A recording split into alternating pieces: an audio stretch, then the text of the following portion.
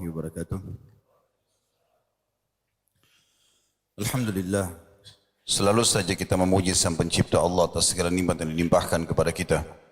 Sebagai seorang muslim, kita sangat yakin bahwasanya Allah benar dengan janjinya. Dan Allah mengatakan dalam firman-Nya, "Innallaha la yukhliful mi'ad." Allah tidak akan pernah pungkiri janjinya. Sementara Dia telah menjanjikan, "La in syakartum la azidannakum wa la in kafartum inna 'adzabi lasyadid." Kalau seandainya kalian bersyukur, maka aku akan tambah, dan kalau kalian kufur, maka siksaku amat pedih. Dan kalimat syukur itu diringkaskan di satu atau dua kata yang sangat mudah untuk diucapkan, yaitu Alhamdulillah. Maka jadilah orang yang selalu mengucapkan kalimat ini. Selanjutnya kita panjatkan salam hormat kita, salawat dan taslim kepada Nabi besar Muhammad sallallahu alaihi wasallam. Sebagaimana Allah telah perintahkan kita untuk mengucapkan, dan tentu karena mengejar janji Allah, yaitu dengan mengucapkan satu kali salam hormat akan dibalas dengan 10 kali tambahan rahmat. Melanjutkan pada buku kita, yaitu panduan lengkap nikah dari A sampai Z yang ditulis oleh Abu Malik Usama bin Kamal bin Abdul Raziq. Dan kita masih di poin-poin tentang manfaat menikah itu sendiri. Jadi selain dia adalah perintah Allah Subhanahu wa taala, kita sudah membahas kurang lebih 6 poin pada pertemuan yang sebelumnya. Yang ketujuh, yang sekarang kita akan bahas adalah manfaat menikah. Nabi SAW menganjurkan suami istri agar melakukan aktivitas seksual guna memperoleh keturunan dan menikah dengan gadis. Tentu khusus poin ini maksudnya adalah kalau mau menikah, maka bagi laki-laki dia memprioritaskan menikah dengan gadis. Beda dengan perempuan, perempuan itu bebas saja, dia mau nikah sama bujang, dia mau nikah sama duda, dia mau terima laki-laki dengan poligami, itu semua dibolehkan. Bahkan di dalam alam laki-laki ini, makin dewasa seorang laki-laki, maka tentu makin bermanfaat bagi si perempuan. Makin banyak pengalaman hidupnya, maka makin besar manfaatnya bagi si perempuan.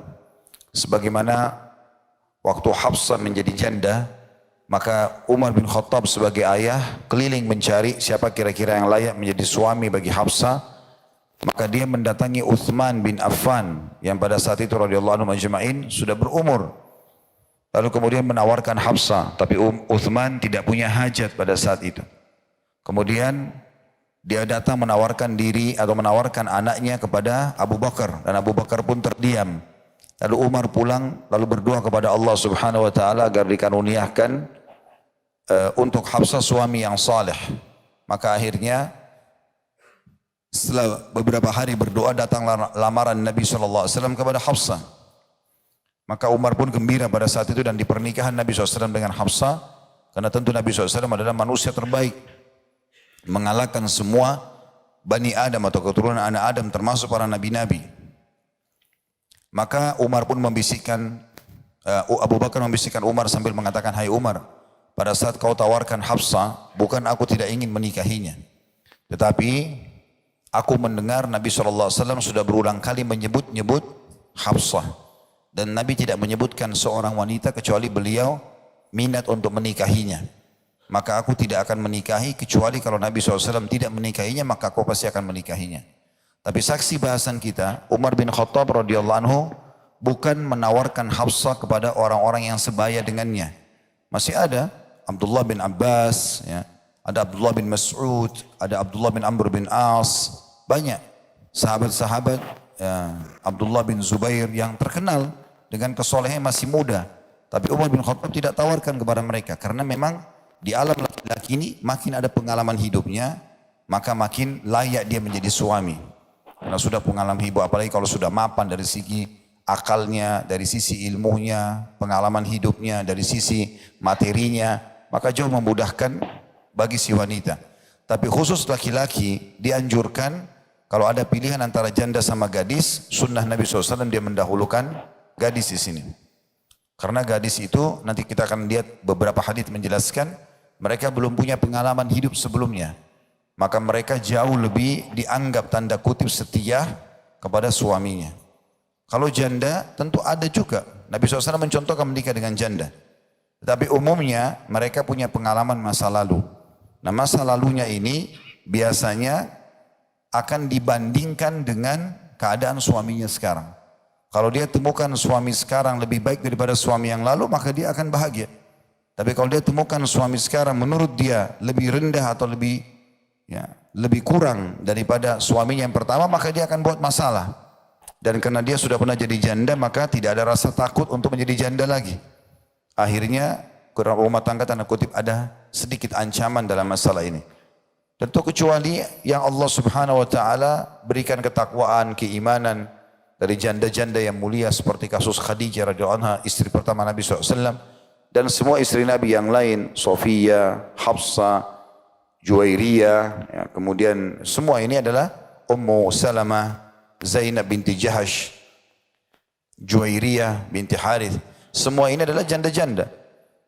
Tapi Nabi SAW memotivasi kepada umatnya agar mendahulukan gadis terlebih dahulu. Kita akan bacakan di poin ini. Imam Bukhari meriwayatkan dari Abu Hurairah radhiyallahu anhu, ia mengatakan, Nabi Sulaiman dan bin Daud alaihi wassalatu wassalam berkata, aku benar-benar akan menggilir 70 istri pada malam ini, yang masing-masing istri akan melahirkan seorang mujahid yang berjihad di jalan Allah. Seorang sahabatnya berkata kepadanya, ucapkanlah insyaAllah. Tetapi Nabi Allah Sulaiman tidak mengucapkannya. Dan tidak ada seorang pun dari mereka yang hamil kecuali satu orang. Lalu Nabi SAW menanggapi sambil mengatakan, seandainya dia, maksudnya Sulaiman AS, mengucapkan insyaAllah, maka niscaya mereka semua para istri itu akan melahirkan anak mujahid di jalan Allah. Hadis ini riwayat Bukhari nomor 3424. Juga dalam riwayat Imam Muslim disebutkan, aku bersumpah kepada Rabb yang jiwa Muhammad berada di tangannya, seandainya dia mengucapkan insya Allah, niscaya mereka berjihad di jalan Allah sebagai prajurit semuanya. Hadis ini riwayat Muslim nomor 1659. Makna daripada hadis ini, karena tadi beliau kebetulan di poin ke-7 ini menggabungkan antara pentingnya seseorang itu menikah dengan niat dan tujuannya adalah mendapatkan keturunan yang saleh. Kemudian juga dia berharap dengan menikah itu dia menikah dengan gadis. Jadi ada dua hal poin masuk poin nomor 7 ini. Dan sekarang masih disebutkan dalil tentang pentingnya berharap anak-anak soleh yang nanti menjadi pemimpin umat, mujahid, para ulama. Sebagaimana hadis yang disebutkan tadi ini, niat baiknya Nabi Sulaiman alaihissalam. Hanya saja Nabi Sulaiman alaihissalam lupa mengucapkan insya Allah, maka akhirnya tidak jadilah istri-istrinya hamil pada saat itu. Jadi biologis bukan hanya sekedar mendapatkan kenikmatan, tapi diikuti dengan keinginan memiliki keturunan yang baik. Juga di sini diambil pelajaran bahwasanya kalimat insya Allah adalah sebuah kepastian. Jadi kalau antum janjian sama orang, selalu bilang insya Allah. Nah, di Indonesia kadang-kadang unik ini. Datang ke rumah saya, insya Allah. Lalu dia bilang jangan insya Allah dong. Ya. Seakan-akan insya Allah itu nggak pasti. Nah ini keliru.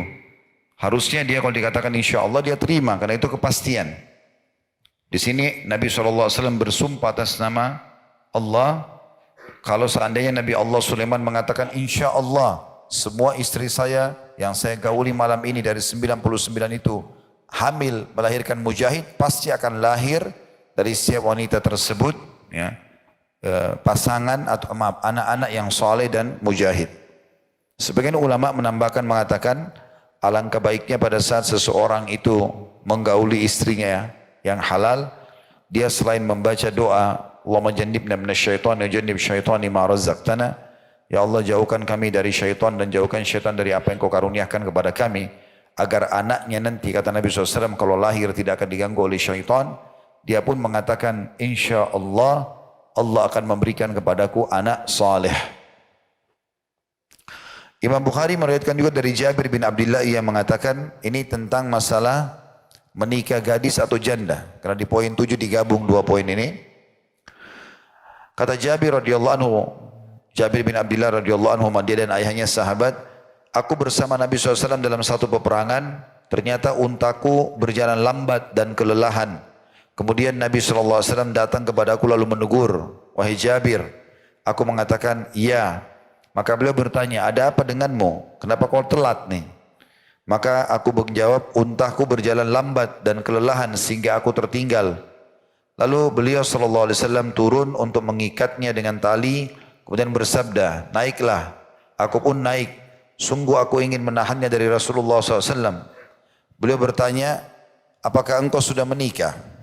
Aku menjawab, sudah. Lalu beliau SAW bertanya, gadis atau janda? Aku menjawab, janda. Lalu Nabi SAW bersabda, kebetulan di sini Jabir masih bujang dan dia menikah sama janda. Lalu Nabi SAW bertanya, mengapa tidak menikahi gadis saja sehingga engkau dapat bermain-main dengannya dan ia pun bermain-main denganmu. Jadi lebih mudah untuk bercanda, untuk riang, gembira. Karena dasarnya dia baru tahu ini suami pertamanya. Aku menjawab, sesungguhnya aku mempunyai saudara-saudara perempuan. Maka aku ingin menikahi seorang wanita yang bisa mengumpulkan mereka, menyisir rambut mereka, dan membimbing mereka. Beliau SAW bersabda, engkau akan datang, jika engkau datang maka demikian dan demikian. Maksudnya, nanti kau akan datang, datanglah ke rumahku, maka aku akan bayar untamu ini. Karena kebetulan Nabi SAW waktu itu membeli untahnya Jabir yang lemah tadi. Lalu beliau bertanya, apakah engkau akan menjual untahmu? Aku menjawab, iya. Lalu beliau membelinya dariku dengan 1 uqiyah atau ukurannya 1 ons perak. Kemudian Rasulullah SAW sampai sebelumku ke Madinah, sedangkan aku sampai pada pagi hari. Ketika kami datang ke masjid, aku menjumpai beliau di depan pintu masjid, lalu beliau bertanya, apakah sekarang engkau telah tiba? Apakah sekarang kau baru tiba? Aku menjawab, iya. Kata Nabi SAW, tinggalkan untamu lalu masuklah ke masjid, kemudian kerjakanlah solat 2 rakaat. Kemudian aku masuk lalu melaksanakan solat, kata Jabir. Setelah itu beliau memerintahkan Bilal agar membawakan 1 uqiyah kepadaku, lalu Bilal menimbangnya dengan mantap dalam timbangan. Ketika aku pergi beliau mengatakan, panggillah Jabir kepadaku. Aku mengatakan, sekarang unta dikembalikan kepadaku padahal tidak ada sesuatu pun yang lebih aku benci daripada unta ini.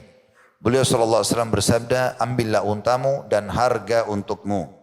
Hadis riwayat Bukhari dan Muslim. Bukhari nomor 5079, Imam Muslim 711. Jadi sebenarnya di sini penulis coba menukil lengkap riwayat ya. Tapi saksi bahasan kita sebenarnya adalah pertanyaan Nabi SAW kepada Jabir bin Abdullah radhiyallahu anhu, apa kau sudah menikah? Dia mengatakan iya. Ditanya apakah gadis atau janda? Dia mengatakan janda. Lalu berkatalah Nabi SAW, tidakkah kau nikah dengan gadis? Maka kau akan lebih periang, kau akan lebih senang, kau akan bisa bercanda dengan dia. Dan dia pun bercanda denganmu. Lalu Jabir ini menandakan tentu gadis lebih baik daripada janda. Lalu Jabir bin Abdullah menjelaskan kenapa dia nikah dengan janda. Dan ini juga menandakan boleh menikah dengan janda tergantung pertimbangan. Jabir rupanya pada saat ayahnya Abdullah bin Haram radhiyallahu anhu, sahabat Nabi yang mulia yang meninggal mati syahid di perang Uhud dan termasuk syuhada Uhud yang paling mulia setelah Hamzah. Karena Nabi SAW bersabda kepada Jabir, wahai Jabir, sungguhnya semua orang yang mati syahid diajak bicara oleh Allah dari belakang hijab kecuali ayahmu.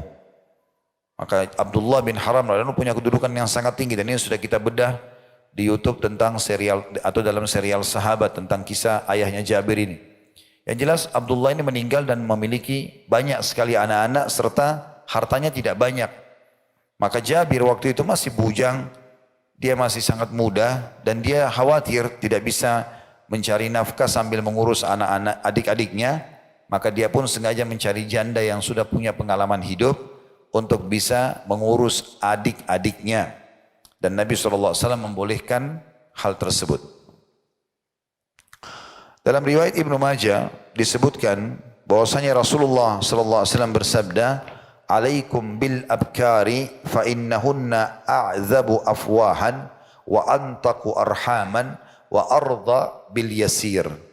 Nikahlah dengan gadis perawan sebab mereka itu lebih manis bibirnya, lebih subur rahimnya, lebih ridho dengan yang sedikit.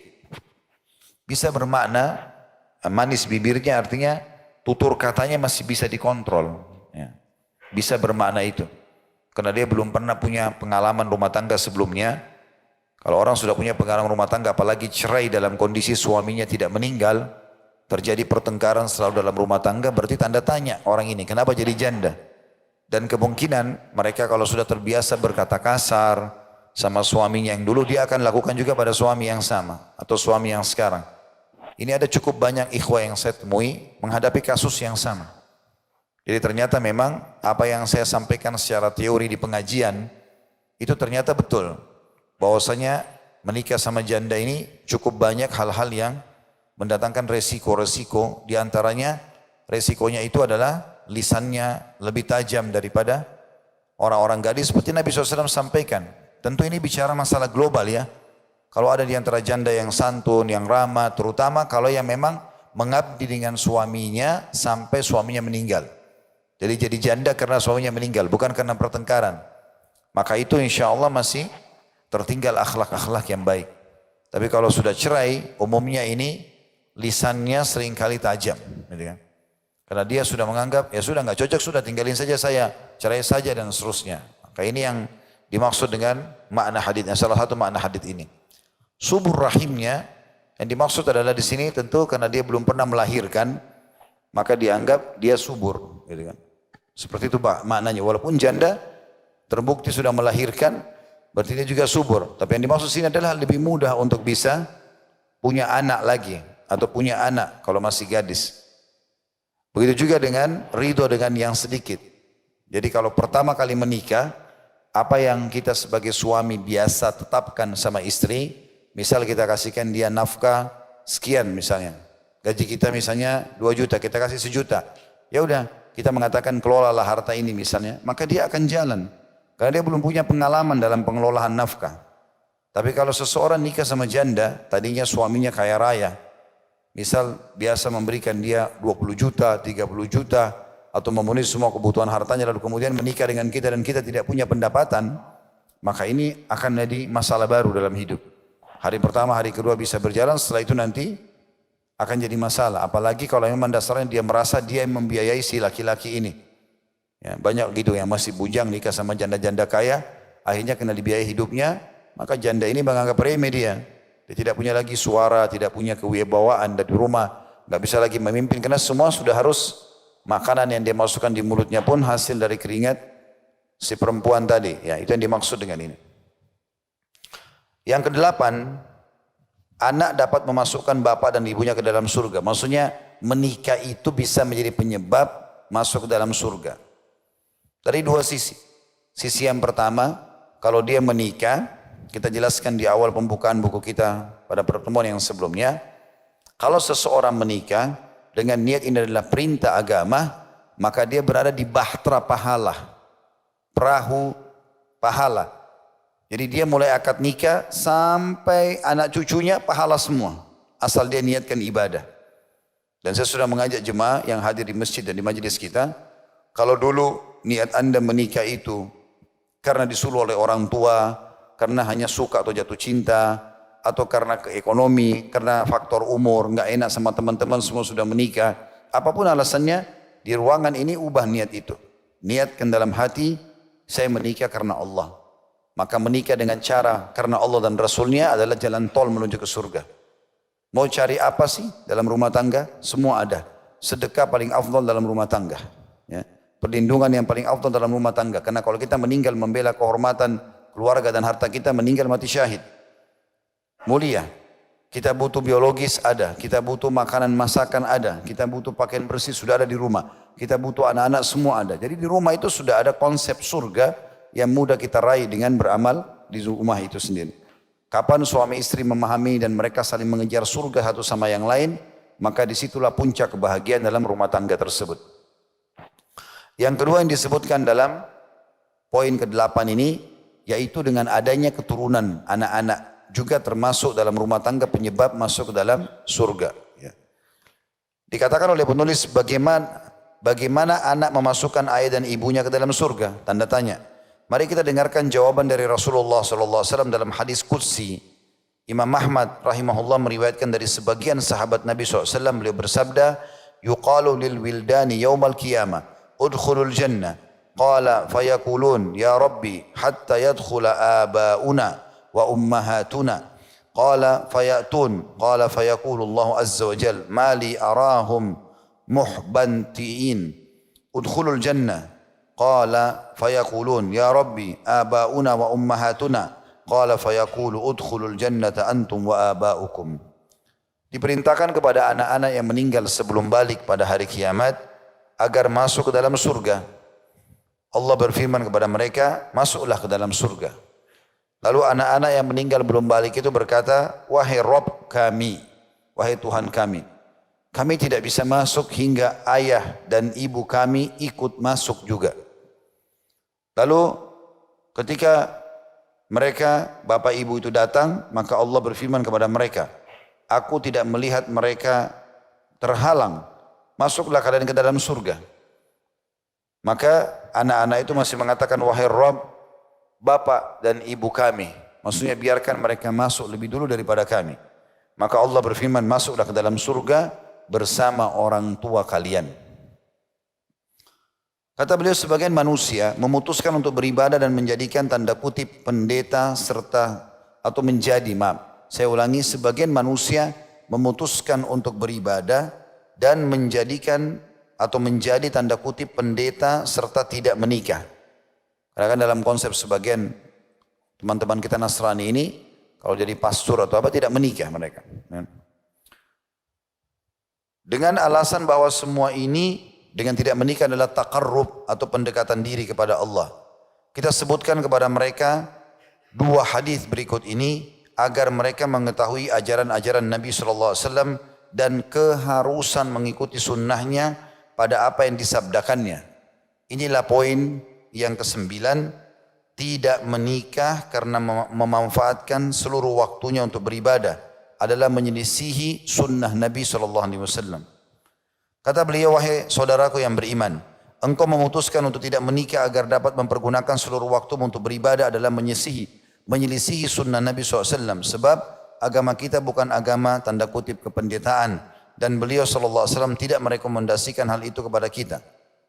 Dalam hadis yang diriwayatkan oleh Bukhari dari Anas bin Malik radhiyallahu anhu, ia menuturkan ada 3 orang yang datang ke rumah istri-istri Nabi SAW untuk bertanya tentang ibadah Nabi SAW. Kemudian mereka diberi kabar. Mereka seakan-akan merasa tidak berarti. Karena waktu itu saya pernah jelaskan ini ya. Aisyah yang menjawab radhiyallahu anha mengatakan, waktu ditanya apa yang Nabi SAW kerjakan di rumahnya, di luar rumah kami sudah tahu semua apa yang Nabi kerjakan. Maka Aisyah mengatakan, seperti laki-laki seseorang di antara kalian. Di rumah dia penuhi hajatnya sendiri, bahkan pernah menjahit sendalnya yang putus. Dan di waktu lowong yang lain dia membantu istrinya. Maka mereka para sahabat ini seakan-akan menganggap itu amal ya kurang dari pandangan mereka. Maksudnya mereka mau bukan amal Nabi kurang. Tapi mereka menganggap ingin amal yang lebih besar daripada itu. Mereka mengatakan, apa artinya kita dibandingkan Nabi SAW. Padahal Allah telah mengampuni dosa-dosanya yang telah lalu dan terkemuka.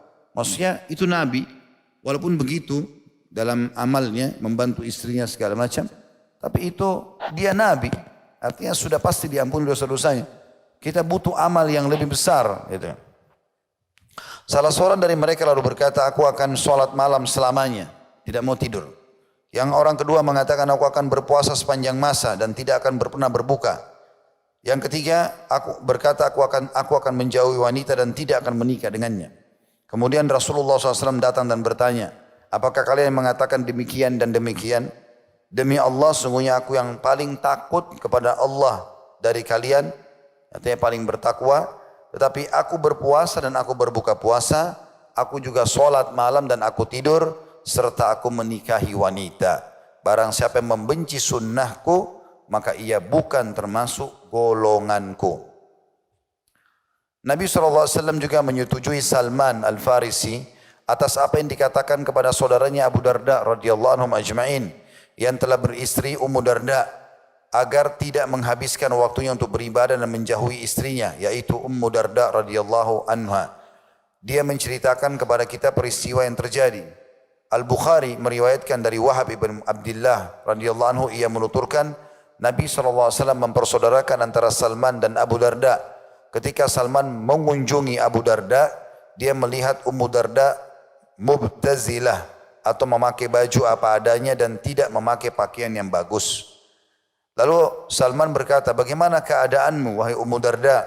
Ia menjawab, saudaramu Abu Darda tidak membutuhkan dunia ini, yakni wanita. Dalam riwayat Ibnu Khuzaimah terdapat tambahan, ia berpuasa di siang hari dan sholat di malam hari. Kemudian Abu Darda datang, lalu Salman dibuatkan makanan. Makanlah karena aku sedang berpuasa, kata Abu Darda. Lalu Salman menjawab, aku tidak akan makan hingga engkau ikut makan. Abu Darda pun makan. Ketika malam datang, Abu Darda pergi untuk mengerjakan sholat. Salman berkata kepadanya, tidurlah. Ia pun tidur. Kemudian ia pergi untuk sholat. Maka Salman berkata kepadanya, tidurlah. Ketika pada akhir malam, sepertiga malam, Salman berkata, bangunlah sekarang. Lantas keduanya melakukan sholat bersama. Kemudian Salman bertanya kepadanya, atau berkata kepadanya, kepada sahabatnya Abu Darda, Rabbmu mempunyai hak atasmu. Dan kau boleh ibadah kepada Allah, dirimu mempunyai hak atas diri atasmu. Maksudnya kau butuh istirahat, butuh mandi, butuh makan, butuh minum, butuh pakaian yang bagus. Dan keluargamu, istri anakmu juga mempunyai hak atasmu. Oleh karenanya, berikanlah haknya kepada masing-masing pemiliknya. Kemudian Abu Darda mendatangi Nabi SAW untuk menceritakan hal tersebut. Maka beliau bersabda, Salman benar. Hadis ini diriwayatkan Bukhari nomor 1968. Al-Bukhari juga meriwayatkan dari Abdullah bin Amr bin As radhiyallahu anhu, ia menuturkan Rasulullah SAW bersabda, wahai Abdullah, aku diberi kabar, bukankah engkau selalu berpuasa di siang hari dan sholat pada malam hari? Aku menjawab, benar wahai Rasulullah. Maka beliau SAW bersabda, jangan engkau lakukan itu. Berpuasa dan berbukalah. Maksudnya kalau maksimal kau mau puasa jangan tiap hari. Sehari puasa, sehari tidak. Ini maksimal. Bangunlah pada malam hari dan tidurlah pada saat kau mengantuk. Sebab jasadmu mempunyai hak atasmu, matamu mempunyai hak atasmu, dan istrimu mempunyai hak atasmu. Jadi di sini teman-teman ada banyak orang dari dua sisi ya. Satu sisi dia tidak mau menikah karena menganggap dengan hadirnya wanita mengganggu keimanannya. Dia sibuk dengan kebutuhan-kebutuhannya sehingga dia anggap bukan ibadah. Dan ini terjawab karena bermuamalah dengan istri, makanan yang kita berikan, minuman yang kita berikan, ya, pakaian, tempat tinggal, segala macam adalah ibadah. Bahkan Nabi SAW mengatakan semua yang kau sedekahkan di jalan Allah ibadah. Sampai sepotong makanan yang kau masukkan ke dalam mulut istrimu. Ibadah. Dari sisi yang lain, juga ada orang-orang pada saat dia sudah pernah menikah, kemudian gagal. Misal, jadi duda, jadi janda, nggak mau nikah lagi. Kenapa? Trauma dengan masa lalu. Enggak, ini waswas syaitan. Belum tentu teman-teman kita gagal masa lalu, gagal lagi sekarang. Bisa saja sekarang justru yang lebih baik. Kan kita pada saat rumah tangga pertama, kalau kita benar, kita bersyukur kepada Allah SWT, tinggal cari. Kalau pasangan kita tidak benar lalu cerai, kita tinggal cari orang yang sejalan dengan kita dengan cara berdoa kepada Allah SWT, kita bersedekah, niat bertawassul agar Allah mudahkan jodoh yang baik. Kalau kita yang salah, jadikan bahan muhasabah, bertobat dan beristighfar, berharap nanti ke depannya kalau bisa rujuk sama mantan pasangannya rujuk, kalau tidak dia minta agar dia bisa memperbaiki keadaan dia di pasangan yang akan datang. Jadi enggak boleh orang tinggal dalam kondisi tidak berpasangan. Di dalam Islam ditekankan agar selalu punya pasangan. Ini sudah pernah kita jelaskan di awal pertemuan kita lalu ya. Itu dikuatkan dengan statement-statement ini di poin nomor 10. Berikut ini sebagian ucapan para sahabat dan tabi'in yang menganjurkan untuk menikah. Al-Bukhari meriwayatkan dari Sa'id bin Jubair bahwasanya Ibnu Abbas radhiyallahu anhu bertanya kepadaku, apakah engkau sudah menikah? Sa'id bin Jubair seorang ulama tabi'in yang masyhur. Maka dia mengatakan belum. Lalu Abdullah bin Abbas berkata kepadanya radhiyallahu anhu, menikahlah atau segeralah menikah. Karena sebaik-baik umat ini adalah yang paling banyak istrinya. Ini riwayat Bukhari nomor 5199. Dia harus punya istri. Tidak boleh orang tinggal tidak punya pasangan kecuali dia punya udzur syar'i. Dia punya penyakit, dia lagi tugas di tempat yang jauh.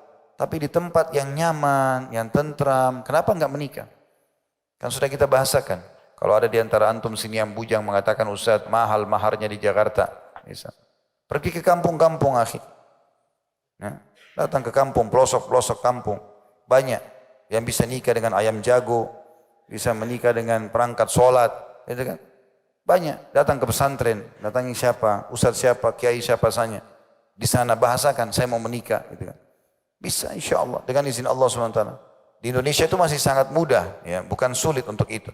Apalagi biayanya tidak mahal, gitu kan? Selama kita modalnya beragama baik, maka orang terima menjadi anak mantunya. Seperti itulah. Kemudian juga Abdullah bin Mas'ud radhiyallahu berkata, ini kalimat yang sangat dalam. Dia mengatakan, seandainya aku tahu bahwa ajalku tinggal 10 hari, sudah mau mati 10 hari lagi, niscaya aku ingin pada malam-malam yang tersisa tersebut, seorang istri tidak berpisah dariku. Jadi ini statement artinya, aku tidak akan sia-siakan waktuku tanpa istri. Saya kadang-kadang biasa bercanda sama yang bujang-bujang ini, kenapa enggak nikah? Iya Ustaz, jodohnya belum ada. Saya bilang rugi malam-malam antum berlalu tanpa pasangan. Ada yang sempat jawab, Ustaz, tapi kan anda bisa bakti sama ibu. Iya, antum bakti sama ibu, istri bakti sama antum. Gitu kan? Kenapa disia-siakan itu? Maka mudahkan urusan itu. Jangan dipersulit. Saya pernah ketemu sama seorang ikhwah, dia enggak mau nikah kecuali umur 48 tahun. Sudah sukses. Kenapa akhi? Iya, saya punya planning Ustaz. Apa planningnya? Planning saya adalah, saya mau mapan dulu, sudah punya rumah, sudah punya mobil, usaha saya sudah jalan, baru saya nikah. Baik, kalau antum meninggal sebelum itu, berarti antum kehilangan pahala menikah. Ya. Teman-teman, kalau kita punya kesempatan beramal soleh, jangan disia-siakan. Sehari saja itu, atau satu kesempatan ibadah, itu udah cukup pahalanya sangat besar. Renungi riwayat ini ya. Nggak ada dalam buku kita, tapi ada dalam riwayat yang lain. Ini hadis sahih. Berkata Talha bin Ubaidillah radhiyallahu anhu, telah datang 3 orang dari suku Udrah. Ada satu suku Arab namanya Udrah. 3 orang ini masuk Islam di tangan Nabi SAW. Lalu Nabi bilang kepada para sahabat, siapa yang mau menaungi 3 orang ini? Maka berkatalah pada saat itu, Talha, saya ya Rasulullah. Maka tinggallah di rumah Talha. Lalu Nabi SAW berapa hari kemudian bentuk pasukan. Dari 3 orang ini, orang yang pertama ikut berjihad mati syahid. Berjalan waktu beberapa hari setelah itu, Nabi SAW bentuk lagi pasukan, orang yang kedua ikut perang mati syahid juga. Kemudian beberapa hari kemudian, orang yang ketiga meninggal di atas ranjangnya, tidak mati syahid. Lalu Nabi SAW didatangi oleh Talha, rupanya Talha ini mimpi. 3 orang ini dalam mimpinya semuanya masuk surga. Tetapi uniknya, yang mati di atas ranjang itu berada di barisan paling depan. Istananya paling bagus, pahalanya melimpah. Lalu datang di belakangnya dia yang mati syahid yang kedua. Yang mati syahid pertama itu paling belakang. Maka Talha bingung dengan ini. Dalam pandangan dia, yang mati syahid pertama pasti paling besar pahalanya. Lebih dulu mati kan gitu. Apalagi mati syahid.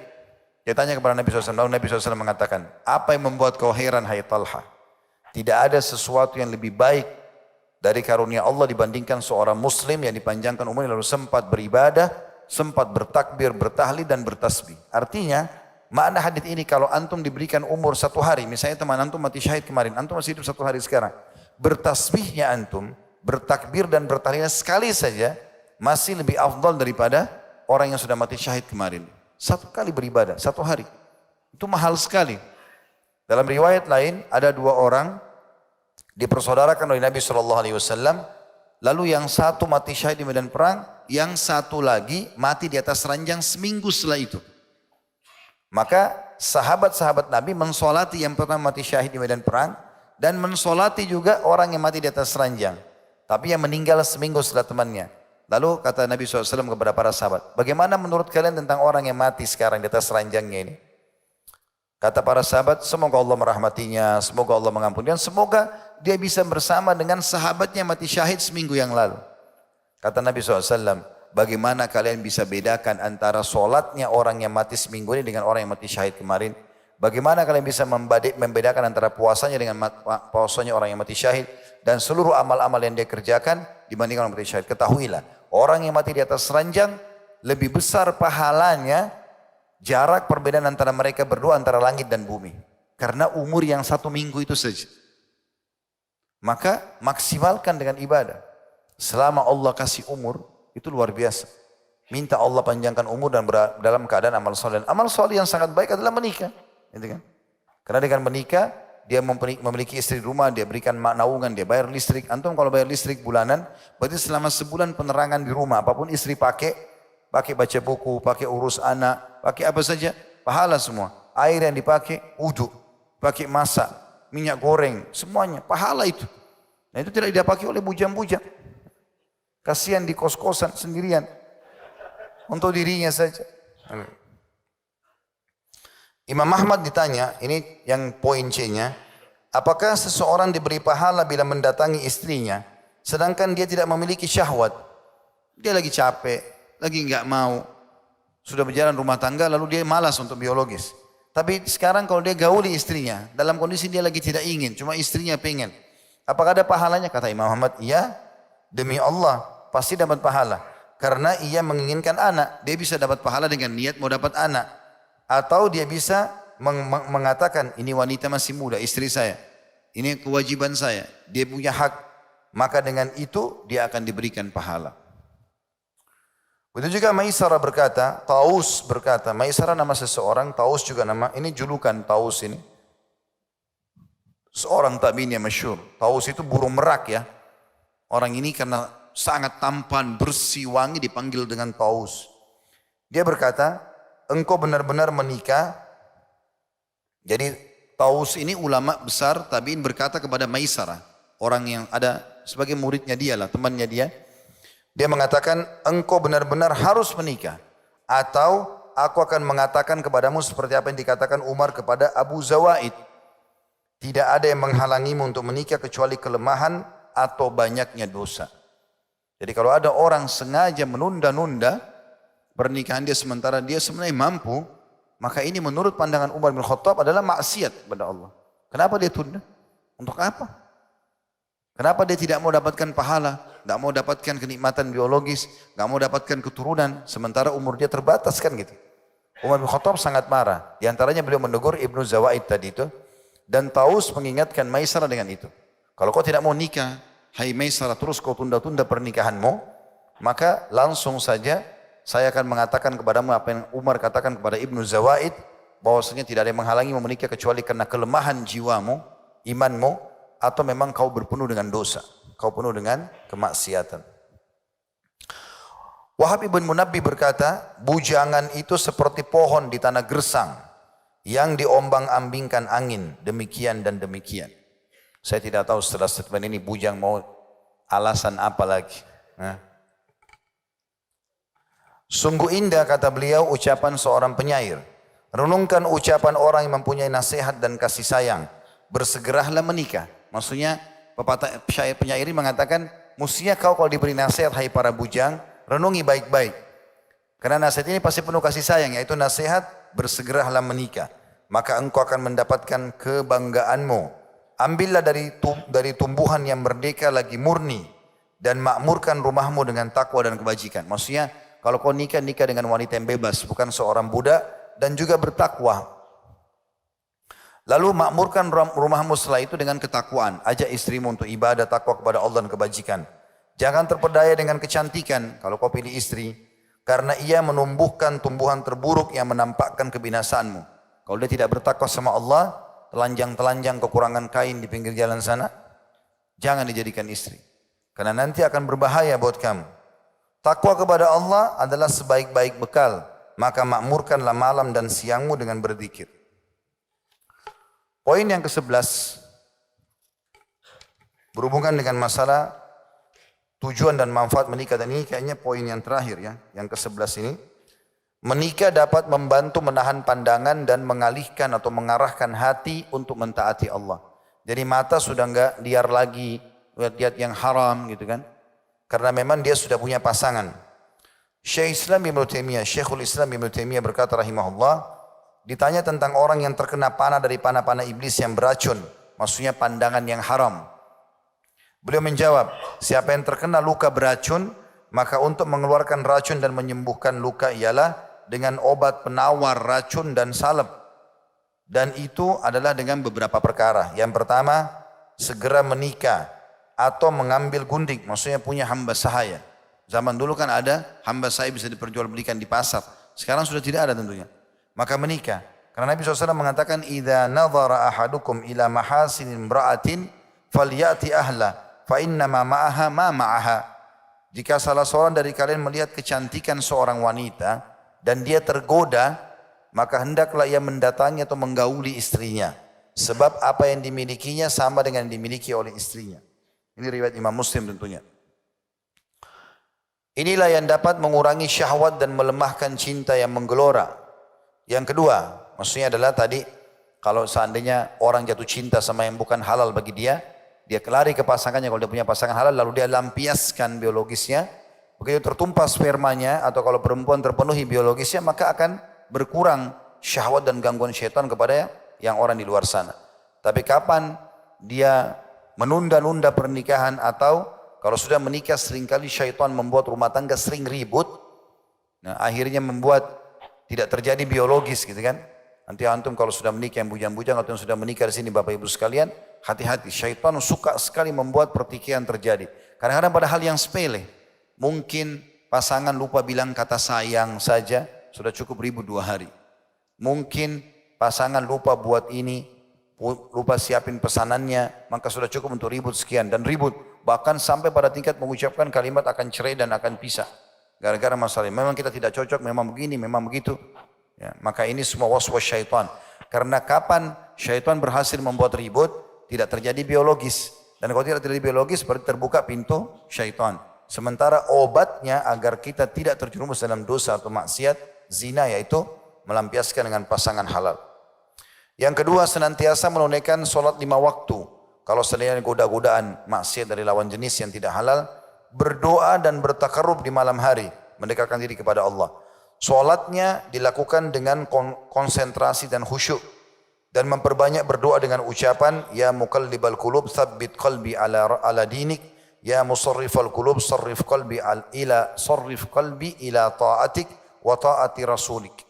Wahai Rabb yang membolak-balikan hati, teguhkanlah hatiku di atas agamamu. Wahai Rabb yang memalingkan hati, palingkanlah hatiku untuk mentaatimu dan mentaati Rasulmu. Sebab selama dia terus berdoa dan bertakarrub kepada Allah, maka dia memalingkan hati dari keburukan. Sebagaimana firman Allah Subhanahu wa taala dalam surah Yusuf ayat 24, A'udzu billahi minasyaitonir rajim, kadzalika linasrifa anhu as-su'a wal fahsya, innahu min ibadinal mukhlasin. Demikianlah agar kami memalingkan Yusuf daripada kemungkaran dan kekejian pada saat dia diajak berzina. Sesungguhnya Yusuf itu termasuk hamba-hamba kami yang terpilih. Yang ketiga, kata Ibnu Taimiyah rahimahullah, kalau orang tergoda untuk melakukan perzinahan, jauh dari kediaman orang ini dan berkumpul dengan orang-orang yang biasa berkumpul dengannya, di mana dia tidak mendengar berita dan tidak melihat dengan matanya, karena berjauhan itu dapat membuat lupa. Selama sesuatu itu jarang diingat, maka pengaruhnya menjadi lemah dalam hati. Maksudnya adalah kalau dia terpengaruh melihat seseorang di satu tempat, dia berusaha pindah agar tidak sering interaksi. Karena interaksi ini bisa membuat mengingatkan selalu godaan-godaan syaitan atau peluang-peluang untuk melakukan maksiat dengannya. Oleh karenanya, hendaknya dia melakukan perkara-perkara ini dan memperhatikan perkara yang dapat memperbaharui keadaannya. Jadi Ibnu Taimiyah memberikan 3 solusi ya. Segera menikah, atau dia juga dia menyibukkan diri. Ya kalau sudah menikah terselamatkan setengah agamanya. Dia juga menyibukkan diri dengan banyak ibadah sehingga dia tersibukkan, lalu membaca doa agar Allah alihkan hatinya dari manusia. Dan yang ketiga adalah jauh dari lingkungan orang yang membuat dia tergoda syahwatnya. Syekhul Islam juga ditanya tentang seseorang yang membujang sedangkan dirinya ingin menikah, namun dia khawatir terbebani oleh wanita apa yang tidak disanggupinya. Padahal ia berjanji kepada Allah untuk tidak meminta sesuatu pun kepada seseorang untuk kebutuhan dirinya. Dan ia banyak mengamati perkawinan. Apakah dia berdosa karena tidak menikah ataukah tidak berdosa? Kalau ada orang mau menikah tapi dia khawatir, nanti kalau saya nikah terganggu gak sih? Nanti saya gak bisa urus perempuan itu, nanti banyak permintaannya, nanti ada pertengkaran. Apakah itu boleh?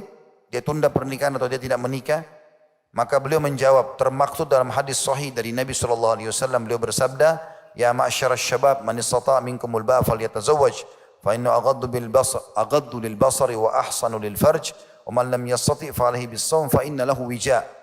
Wahai sekalian para pemuda, barang siapa di antara kalian yang mampu menikah maka menikahlah, karena menikah lebih dapat menahan pandangan dan lebih memelihara kemaluan.